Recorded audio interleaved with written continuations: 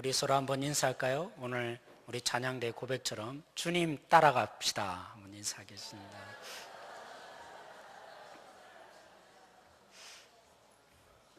네, 다시 한 번 더 인사할까요? 이렇게 인사해 주십시오. 당신은 주군이십니다. 한번 인사하겠습니다. 주군. 네. 너무 부담스럽습니까? 주군 하니까 네, 인사하기가 힘드십니까? 주군이 뭡니까? 예, 주님의 군사, 군병이라는 뜻도 있지만 주군 하면 그죠? 예, 주군 아시잖아요? 종이 아니라 우리는 사실은 어떤 능력자냐면 주님과 함께 세상을 다스려야 할 자입니다. 그러면서 주군이 될 수 있을까요? 안 될까요? 될 수도 있습니다. 그래서 여러분 너무 부담 가지지 마시고 손을 한번 꼭 잡으시고 주군 되세요 한번 인사해 주십시오.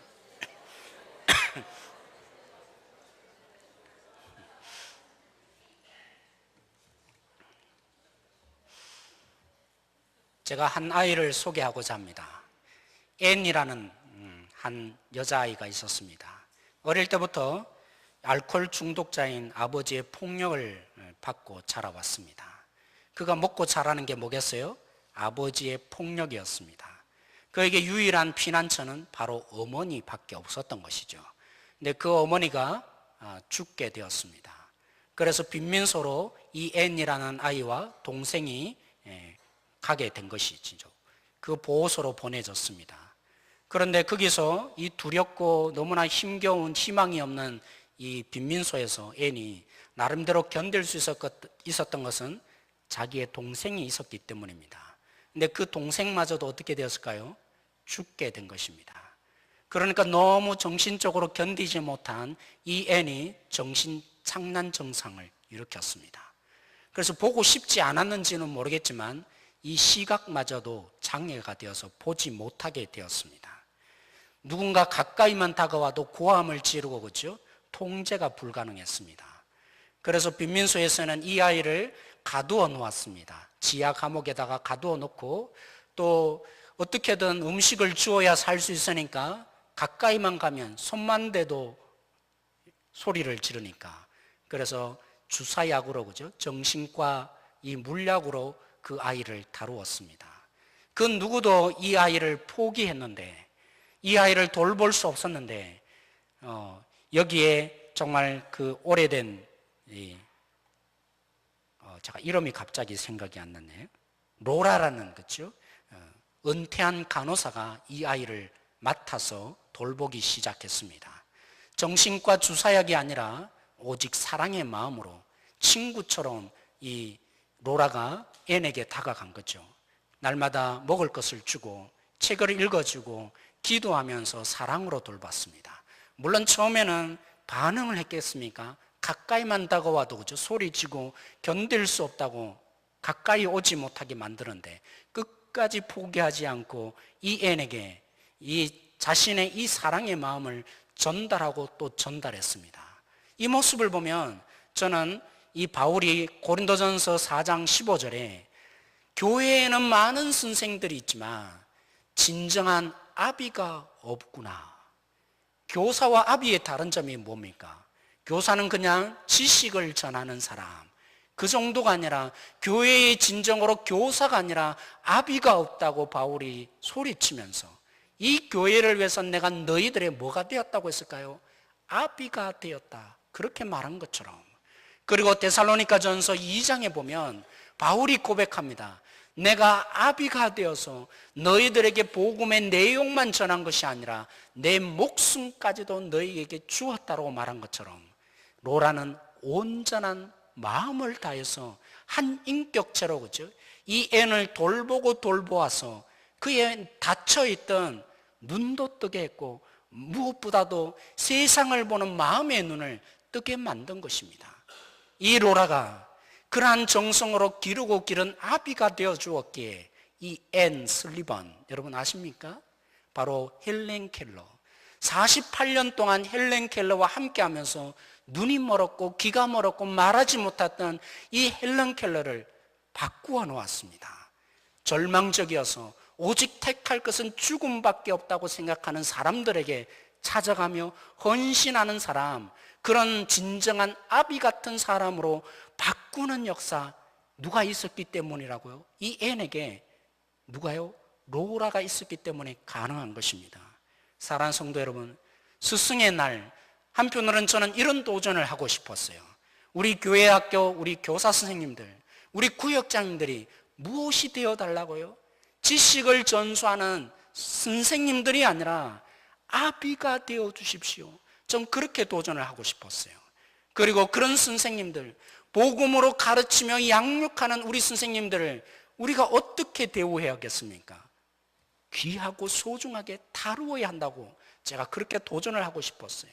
뿐만이 아니라 오늘 이 시대가 그렇습니다. 산업혁명이 일어난 이후에 얼마나 많은 일자리가 필요합니까? 노동력이 필요해서 우리 부모님들이 그게 투입되기 시작했어요. 안 그래도 자녀들이 그죠? 방치되다시피 했는데 산업혁명이 일어나면서 아이들에 대한 방치 더 심하게 된 것입니다.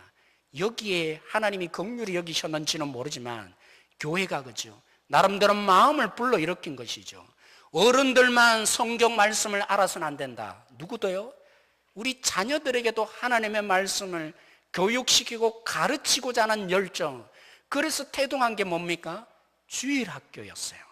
그런데 그 주일학교가 오늘 하나님의 원리로 볼 때 문제가 있더라는 것입니다.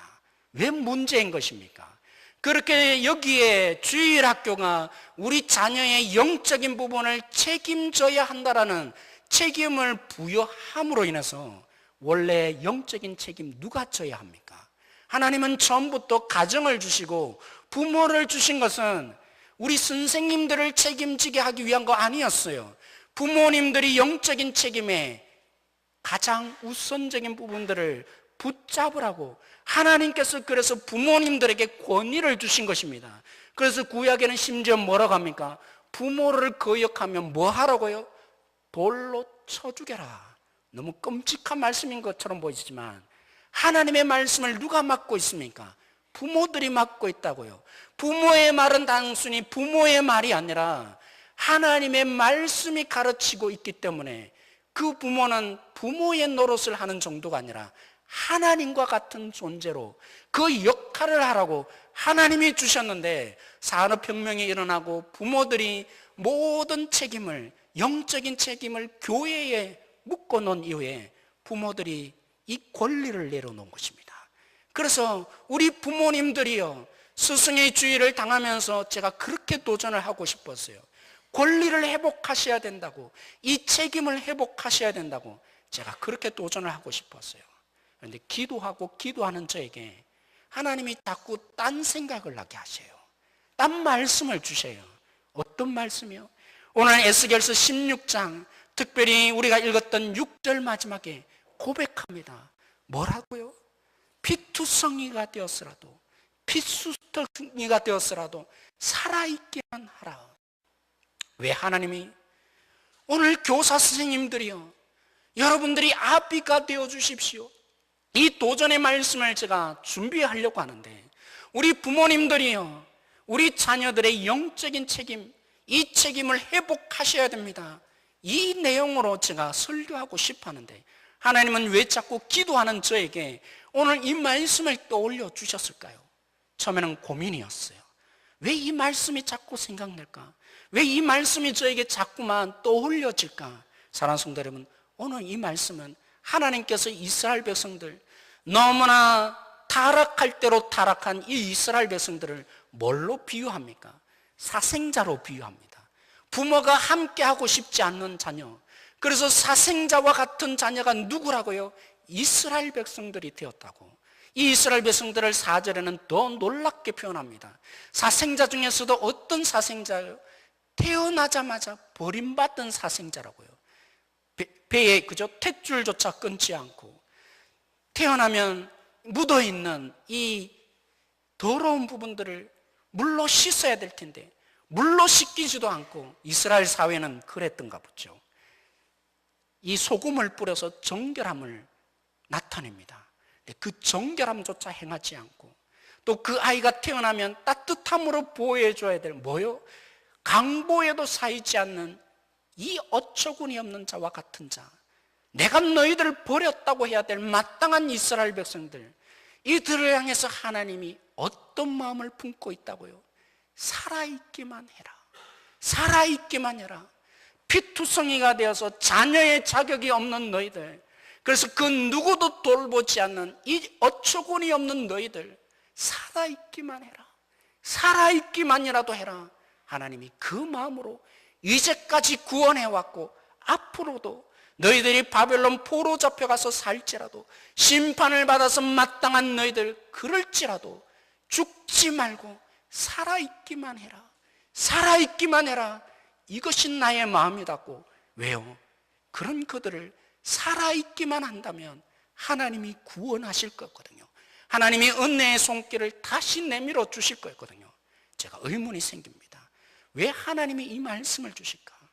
우리의 교사 스님들에게, 우리 부모님들에게 우리 자녀를 내어버려 두지 말고 아비와 같은 자가 되어야 한다고 선포하고 싶어 하는데 왜 이 말씀을 주실까? 지난 주일 저녁이었습니다. 제가 우연히 한 방송을 보게 되었어요. 그래서 이 동영상을 잠시 함께 한국이란 거죠. 이 말도 들어보셨습니까? 이생망, 이번 세상은 망했다. 우리 청년들이 왜 이렇게까지 우리나라를 향해서 표현하고 있는 것입니까? 여러분, KTX 라인, 그죠? 앞부분에 나와 있었습니다. 누구는 걸어서 가는데 누구는 KTX를 타고 갑니다. 이 사회가 경쟁, 공정한 경쟁을 말하지만 처음부터 공정하지 않습니다. 누구는 걸어가는데 누구는 KTX, 어느 중학교, 어떤 고등학교, 어떤 대학을 나왔나에 따라서 직업이 정해지는 사회, 이것이 우리나라입니다. 사랑하는 성도 여러분, 아까 전에도 본 것처럼 그죠? 누구는 정말 고등학교 겨우 나와서 5번 직업을 옮깁니다. 그럴지라도 아직 전문적인 직업 하나 가지지 못하는데, 누구는 이미 부모가 어떤 그룹에 있느냐에 따라서 이 자녀가 그 영역으로 살아갈 수 있는 사회, 이것이 오늘 우리의 이 사회를 대변하고 있다고. 출발선부터 아예 달라졌는데 어떻게 노력한다고 가능하겠냐고. 불가능하다, 포기하자, 이런 사회가 되어가고 있다는 것이죠. 그래서 제가 한번 질문이 일어난 적이 있습니다. 제 딸아이의 이 수학, 그죠? 보면서 왜 이렇게 어려울까? 이 수학이 왜 이렇게 어려운가? 제가 풀려고 해봐도 풀 수가 없습니다. 왜 이렇게 어려운 것입니까? 경쟁을 하기 위해서는, 경쟁의 구도 속에 놓기 위해서는 잘하는 자와 못하는 자 분별할 수 있는 난이도가 반드시 제시되어야 합니다. 그래야만 경쟁이 가능한 것이죠. 너무나 어려운 이 경쟁, 여러분, 예전에는 제가 그런 말을 많이 들었습니다. 선생님이 종종 얘기하셔요. 예전에는 그죠? 머리띠 두르고 고3 때 이 날카로운 면도날을 앞에 놓고 이제까지 잘 놀다가 이제 정신 차려서 공부를 해서 그래서 대학에 들어갔다. 지금은 그럴 수가 없습니다. 왜요? 선행학습을 해야 합니다. 너무나 어려우니까. 이 모든 과정에 잠시라도 뒤처지면 따라갈 수 없는 교과 과정이 되어가고 있는 이 사회 속에, 그것도 공평한 기회가 아니라 누구는 빨리 가고 누구는 처지는데 부모가 얼마만큼 뒷받침해 줄 수 있느냐에 따라서 이미 미래가 결정되는 사회, 헬조선이다. 우리 청년들이 희망을 잃은 채 고백하고 있는 것이죠. 그래서 여러분, 이 물리학에서 그죠? 흔히 사용했던 공식이 있습니다. E는 mc 제곱, 이 말이 뭔 말인지 아시죠? 핵 융합을 하거나 핵 분열을 할 때 이 에너지 양을 측정했던 단위였는데, 에너지는 질량 곱하기 속도 제곱. 근데 이게 교육의 공식으로 지금 고스란히 모두가 받아들이고 있습니다. 교육의 공식이 뭡니까? E는 그죠? education, 교육을 말합니다. 교육의 기회가 무엇으로 결정됩니까? 돈과 기회, 얼마만큼 부모님이 뒷받침해 줄 수 있느냐, 그것으로 우리 자녀들이 어떤 대학을 갈 수 있느냐가 결정된다는 것입니다. 사랑하는 성도 여러분, 그러니까 뭐 해야 합니까? 국제중학교 못 가더라도 좋은 고등학교 가야 대학에 그나마 쉽게 들어갈 수 있는 것입니다. 그럼 뭐 해야죠? 선행학습 해야 합니다. 선행학습을 하는 우리의 자녀들, 그 속에 날마다 앞서가기 위한 이 투쟁에 우리 자녀들을 어떻게든 밀어넣어야 합니다. 선행학습 하지 말라고요? 꿈도 꾸지 마십시오. 누구나 해야 이 경쟁에 나름대로 살아남을 수 있는 이 사회 구조가 된 것입니다. 그런 선행학습을 하고 온 우리 자녀들이 학교 수업에 투입되면요, 학과를 따라가잖아요. 우리 선생님들은 학과를 시키잖아요. 진도를 나가는데 뭐라고 보여지겠습니까? 집중해야 되겠습니까? 이미 다 알고 있는 내용인데 그것도 잘 못 가르치는 것처럼 보여져요. 우리 선생님들이. 그런 대우를 우리 선생님들이 받고 자랍니다. 받고 있어요. 그런데 지난주에 제가 말씀을 드린 것처럼 어떻게든 공부로만 이 경쟁에 이겨내라고 이미 출발선마저 달라져 있는데 공부로 어떻게든 설득당해서 이 경쟁 구도에 뛰어들라고 자꾸만 우리 자녀를 순종을 가르치지 않고 어른처럼 대우해주니까 안 그래도 그죠? 매를 이미 치워버린 지 오래된 이 학교 교육 속에 조금만 뭐라고 하면 전화를 하지 않습니까? 경찰에 전화하는 이 사회 구조 속에 우리 선생님들이 어떻게, 그것도 너무나 많은 일들이 있어요. 해야 할 업무들이 너무나 과중한 우리 선생님들이 어떻게 아비처럼 우리 자녀들을 길러낼 수 있겠습니까? 그렇다면 마지막 노선인 우리 교회 학교 교사들은 어떻습니까? 우리 자녀들은요, 지금에 있어서는 사고하지 않습니다. 왜요? 너무나 많은 정보들을 입수하고 살아야 되는데 수동적으로 공부하는 데 익숙했는데 스마트폰을 매일매일 보고만 있어요. 합리적인 판단, 고민, 철학적인 사고, 기회조차 주어지지 않아요. 그런 자녀들에게 적어도 예수님을 인격적으로 만나려면 제가 확신반하고 때로는 기초반하고 제자반 할 때마다 종종 묻습니다. 일방적으로 가르치는 것이 아니라 어떻게 생각하시냐고. 왜요? 일방적으로 배우는 게 아니거든요. 하나님을 만나는 것은 그냥 더딥혀지는 것이 결코 아닙니다. 지식을 전해주는 것으로 만남이 이루어지지 않습니다. 여기 교회에 와서 우리 선생님들이 가끔 묻습니다. 어떻게 지냈냐? 생각하기도 싫은데요. 6일 동안 피투성이가 되어서 공부하다가 와서 교회에 와서 멍 때리고 있고 싶은데 물으니까 귀찮잖아요. 내 얼굴만 보면 어떻게 보입니까? 6일 동안 경쟁하는데 학년이 올라갈수록 더 놀랍습니다. 오로지 에너지를 그 경쟁에만 쏟아야 되는데 우리 선생님들조차도 교회 학교 선생님들조차도 피투성이가 되어갑니다. 우리 부모들은 어떻습니까? 돈이 있어야죠. 권력이 있어야죠. 그러기 위해서는 혼자 벌어서는 안 되는 거예요. 온통 우리 자녀를 기르는데 모든 에너지를 다 쏟아부어야 하는데 언제 우리 자녀들을 영적으로 민감해져서 그 자녀들을 케어하고 그렇게 살지 말라고 할 여유가 어디 있습니까? 우리 부모들도 지금 피투성이가 되어갑니다. 헬조선 속에 피투성이가 되어갑니다. 사랑하는 성도 여러분, 그렇게 피투성이가 되어가는 우리의 자녀들, 우리 부모들, 우리 교사들에게 부모가 아비가 되십시오. 선생님들이여 아비가 되십시오. 감히 이렇게 요청할 수 없는 이 구조를 보면서 오늘 하나님께서 역사하기를 우리가 부르짖을 때가 된 것입니다. 피투성일지라도 살아있기만 하리라. 피투성일지라도 세상의 방식에 너희들이 설득당하지 말고 죽음이 놓여있다고 그것이 진짜라고 말하는 이 세상의 구조 속에 그대로 따라가지 말고 견디기만 해라. 왜요? 하나님이 언젠가는 구원의 역사, 구원의 손길로 긍휼의 그 하나님께서 우리를 만져주실 때가 있을 것이거든요. 타협하지 말고 낙마하고 좌절하고 포기하지 말고 하나님이 피투성이가만 될지라도 살아있으라 말하는 이 하나님께서 오늘 우리 속에 역사해야 하기 때문입니다. 물론 제가 교육만을 말하지 않습니다. 우리가 14년 동안 피투성이가 된 적이 많이 있습니다.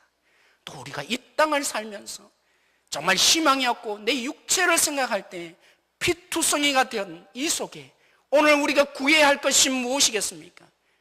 오늘 살아있기만 해라. 살아있기만 해라. 포기하고 절망하고 낭망할 것이 아니라, 그래서 이 세상의 방식에 동조하여 그대로 따라갈 것이 아니라 견디며 존재하는 사람, 그 속에 하나님이 언젠가는 구원의 손길을 반드시 내밀고야 말 것입니다. 오늘 이 시대를 보면서 헬조선이라지만 여러분, 오늘 에스겔 선지자가 부르짖었던 이들의 사회가 어떤 사회입니까? 바벨론으로 포로 잡혀가 살아요. 그들에게 땅이 있습니까? 뭐가 있습니까? 아무것도 없잖아요. 그들에게 낭망하고 죽지 말라고, 견뎌내라고, 내가 반드시 너희들에게 이 구원의 손길을 내밀이라. 그 하나님이 오늘 우리 하나님이세요.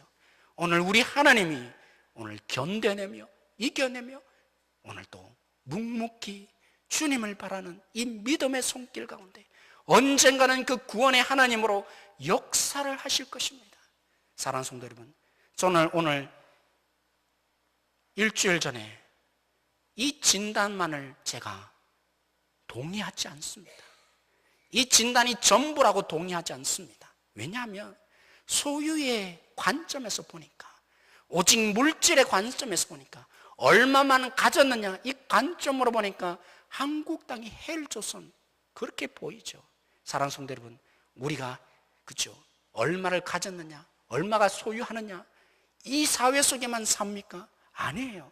우리는 오늘 이 땅 가운데 주님의 세계 속에 살고 있는 사람들입니다.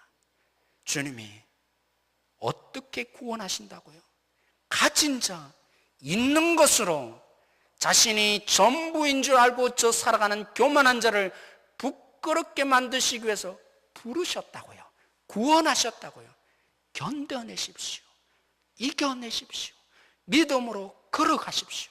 하나님이 언젠가는 헬조선으로만 살게 할 것이 아니라 구원의 그 하나님이 우리를 통해서 가진 자, 폭력을 행사하며 우리가 전부라고 여기는 자들을 반드시 부끄럽게 만드실 그 하나님이 되어주실 것입니다. 하나님이 전부라는 사실을 우리를 통해서 언젠가는 증명시키고야 마실 것입니다. 그러므로 오늘 이 하나님을 요청하십시다. 하나님, 정말 소망이 없습니다. 변하지 않습니다. 낭망이 됩니다. 절망입니다. 여기에 오늘 에스겔 선지자에게 말씀하신 것으로 그치지 마시고 오늘 우리에게도 주님 살아있기만 하여라, 살아있기만 하여라 말씀하시고 찾아와시며 긍휼을 베풀어 주십시오. 그 하나님의 역사기를 함께 기도하는 오늘 이 자리 되어지길 소망합니다. 오늘 이 말씀을 부여잡고 우리 함께 한번 기도하십시다. 어디 하나 손댈 것 없는 망가져가는 피투성이가 된 자마다 하나님, 이 교육의 현실 속에 그 어떤 것도 대안이 되어질 수 없는, 그 어떤 방법도 찾을 수 없는 이 교육의 현실 속에 하나님 다시 한번 구원의 손길을 내밀고자 피투성이라도 살아있으라 오늘 우리에게 말씀하시고 그 하나님을 요청합니다. 긍휼의 하나님으로 찾아와 달라고. 오늘 우리에게 피투성인 자가 있습니까? 오늘 여기 속에 주님 기도합니다. 하나님 나를 만지시고 구원의 하나님으로 역사하여 달라고. 주님이 아니고는 일어날 수 없는 이 생명의 능력 주님 우리 속에 일어나게 해달라고 우리 함께 기도함으로 나가길 원합니다. 같이 기도하시겠습니다. 하나님, 오늘 우리에게 그 하나님이 필요합니다. 하나님, 우리 가운데 주님이 반드시 오셔서 역사해 주셔야만 합니다. 주님의 긍휼이 부어져야 합니다. 주님의 은혜가 우리 속에 부어져야 합니다. 하나님, 이미 출발선이 달라져 있고 하나님 모든 것 속에 근위와 능력으로 모든 것들이 좌우되는 이 땅의 경쟁의 구조 속에 우리가 은혜가 통로가 되어야 합니다. 하나님이 다시 한번 긍휼의 손길을 내밀어 주셔서 주님의 그 은혜가 흘러갈 수 있는 통로들이 되게 하여 주십시오. 그러기에 우리가 주님을 부여잡습니다. 하나님, 우리에게 금수저 흙수저의 세상만으로 살지 않습니다. 주님이 손대신다면, 주님이 긍휼을 베풀어 주신다면 이 땅이 다시 살아날 수 있습니다. 우리의 가정에 다시 살아날 수 없습니다. 하나님, 우리의 교회가 다시 살아날 수 있습니다. 하나님의 긍휼이 임하여 주신다면, 우리가 견뎌나가며 여기 속에 설 수만 있다면 주님이 언젠가는 그 구원의 손길로 붙들어 주시며 살게 살게 하는 교회가 되게 하실 줄 믿습니다. 우리의 지체들 한 사람 한 사람 속에 살게 하여 주십시오. 이겨나가게 하십시오. 견뎌나가게 하여 주십시오. 그런 우리에게 하나님께서 반드시 구원의 손길로 찾아오시며 만지시며 새로운 그 구원의 능력으로 이 세상을 부끄럽게 만드시는 하나님이 되어주실 줄 믿습니다. 하나님의 긍휼로 우리 가운데 찾아오셔서 만져주시기를 소망합니다. 한 가지 더 기도하고 싶습니다. 이미 출발점이 달라진 세상입니다. 하나님께서 왜 우리를 불러주셨습니까? 우리에게 어떤 사람은 교수로, 어떤 사람은 지도자로, 어떤 사람은 남보다 남다른 물질을 가진 것, 왜 하나님이 주셨습니까? 오늘 우리야말로 이 월평 지역에 물질이 없어서 부모의 연약함 때문에 교육의 기회조차 주어지지 않는 여기를 하나님이 부으시라고 하나님이 저는 부르신 줄 믿어요. 제가 이 비전을 가지고 나아가기를 원하는데 우리 함께 기도하십시다. 하나님께서 때로는 이런 능력을 주셨는데, 우리에게 이런 달란트를 주셨는데 썩어지지 않게 해주시고, 우리가 대안이 되어주며 그들의 부모가 되어주며 그들의 손을 만져줄 수 있는 우리 교회 되어질 수 있도록 붙들어 달라고, 우리만이라도 기회를 줄 수 있는 통로, 복의 통로가 되게 해달라고, 하나님 우리 교회를 사용하여 달라고 이 시간 이것을 놓고 우리 같이 한번 기도 요청하고 싶습니다. 같이 기도하겠습니다. 하나님, 우리 교회를 주님 이 성도들로 불러주셨습니다. 때로는 의사로, 때로는 교수로, 때로는 지도자로, 때로는 하나님 여러 가지 하나님 연구원으로, 또 여러 가지 물질의 사람으로 주님 세워주셨습니다. 이 땅에는 하나님 너무나 없어서 그것으로 피해를 당하며 그것으로 출발점조차 달라지는 이 조선과 같은 시대 속에 하나님 많은 지체들이 피해를 당하고 있습니다. 이 자녀들을 주님이 긍휼히 여기셔서 우리를 사용하여 주십시오. 우리를 통해서 하나님 우리 교회를 통해서 이 역할들을 감당해낼 수 있도록 주님 붙들어 주십시오.